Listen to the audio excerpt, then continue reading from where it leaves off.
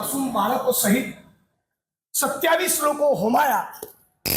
એના પીડિત પરિવારોએ ગૃહમંત્રી અને મુખ્યમંત્રીને 12 મુદ્દાનું આવેદનપત્ર આપીને માગણી કરેલી કે સીબીઆઈ અથવા તો નોન કરપ્ટ અધિકારીઓને તપાસ સોંપો, ફાસ્ટ ટ્રેક કોર્ટમાં કેસ ચાલે અને સતત અમારી માગણી છે કે પીડિતોને 1 કરોડનું વળતર ચૂકવો।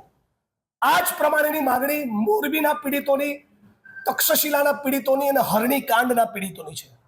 બળાત્કારનો, દુષ્કર્મનો ભોગ બનેલી જસદણની દીકરી બાબતે ભારતીય જનતા પાર્ટીના એક મહિલા આગેવાને મીડિયા સમક્ષ 1 થી વધારે વખત સ્ટેટમેન્ટ આપ્યા છે કે તેઓ પાસે જસદણમાં, રાજકોટ જિલ્લામાં બળાત્કારનો ભોગ બનેલી બીજી 6 દીકરીઓની માહિતી છે।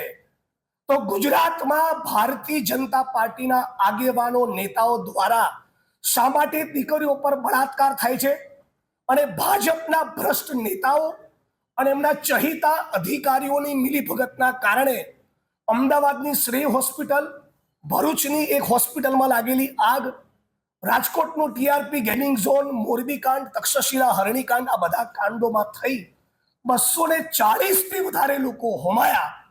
આ પીડિતો પોતાની વેદનાને લઈને અમારી સાથે ગુજરાત ન્યાય યાત્રામાં પણ આપ જાણો છો એમ જોડાયા છે। આજે બધા ગાંધીનગર પહોંચવાના છે। તો શા માટે ગુજરાતના મુખ્યમંત્રી અને ગૃહમંત્રી આ પીડિતોની વાત સાંભળવા તૈયાર નથી?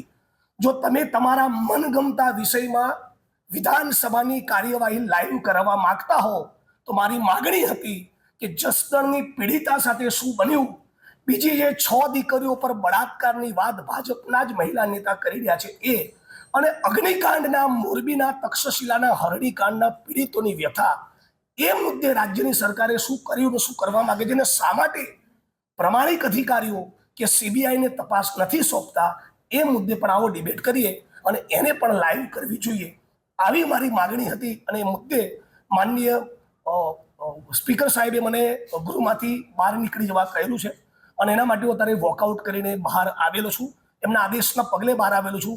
પણ સતત મીડિયાના માધ્યમથી ફરી રજૂઆત કરું છું, ગુજરાતની વિધાનસભાના આ મંચ પર ગુજરાતની 6.5 કરોડ જનતા સાંભળવા અને જોવા માંગે છે, એટલે ખરેખર લાઈવ કરો કે અગ્નિકાંડ, મોરબી કાંડ, તક્ષશિલાના, હરણીના પીડિતોને ન્યાય કેમ નથી, આપણા ગુજરાતમાં ન્યાય કેમ નથી, ફરી મોરબી કે રાજકોટમાં, વડોદરા કે સુરતમાં આવી ઘટના ન બને એ માટે રાજ્યની સરકાર શું કરવા ધારે છે?